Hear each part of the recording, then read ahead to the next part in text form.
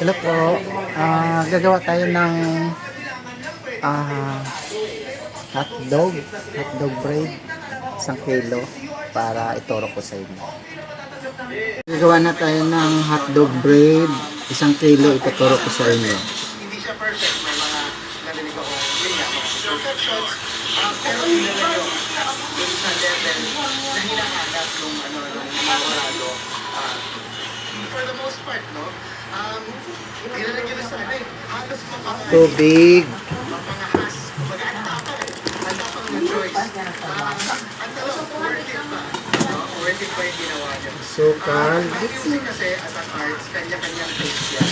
Subjective yan. Para sa akin, hindi ko na pakikialaman yung choice nila. Para sa akin, sulit yung ginawa. Congrats. Thank you so much.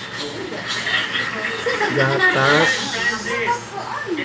yes, sukal, the bread. Wait, kwantas mga istapan. Gapas ko. Wait. May ano man? May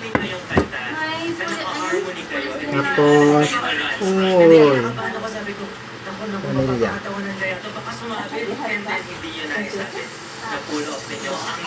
Di ba ba? Harapan ng dito. Haluin.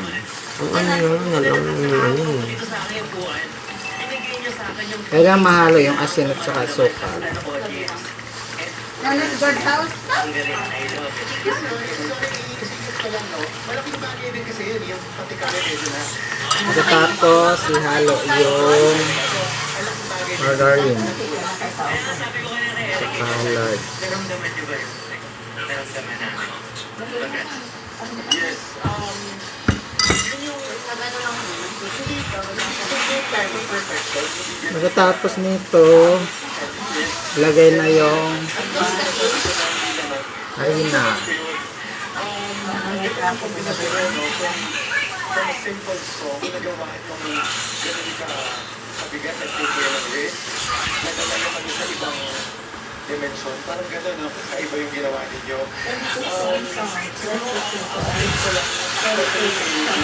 Haluin. First class at saka third class to.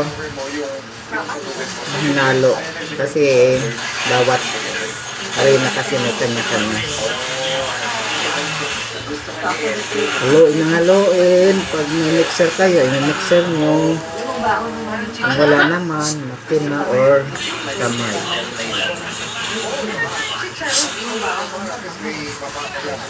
Dito na, ipakita.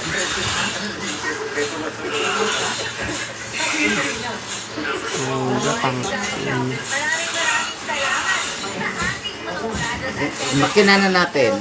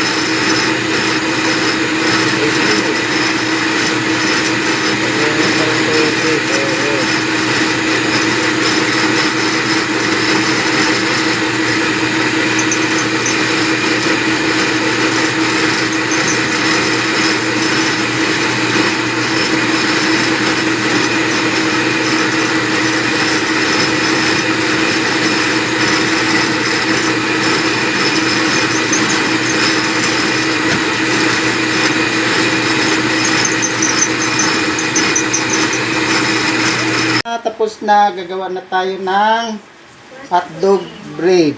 Lagyan mo natin ng large.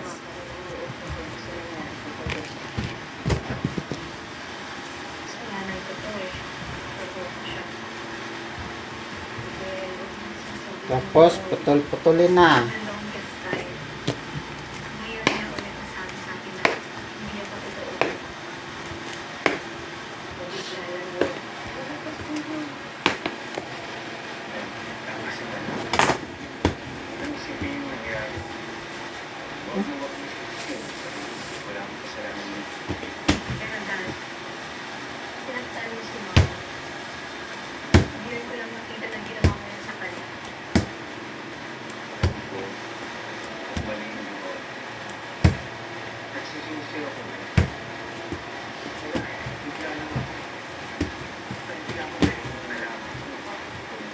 Pwede na na to.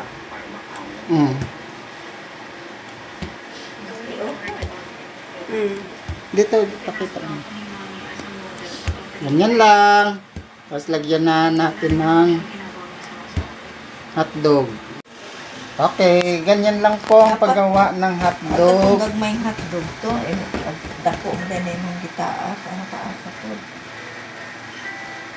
Ang gamay, mataas. Ganyan lang. Hotdog bread na tawag dyan. Hotdog palaman. Kung nakita nyo sa bakery na ganyan, ganyan lang siya. Yung iba nga, pang bakery, dolo-dolo lang nilalagyan. Kasi pang benta, loge. Pero pag pangkain nyo, buo ang ilagay nyo. Pero pag benta, pang benta kasi itong akin kaya ganyan lang siya. Maliit na hotdog lang nilalagay.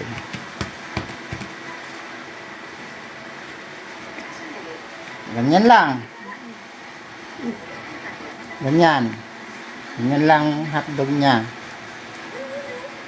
Okay. Okay, tapos na yung hotdog bread. Ito na siya, ilalagay na lang sa plancha. Tapos ang patubo nito 2 hours lang kasi malambot pagkagawa. Ganyan lang. Ganyan, hotdog bread. Ito. Ganyan lang. Okay. Okay, barnisan muna natin ng gatas para magdagdag ng sarap at makintab pag naluto. Ganito lang, pag gumawa kayo ng tinapay, pwede nyo barnisan ng itlog or gatas. Sa akin, gatas para mabangka si pag gatas.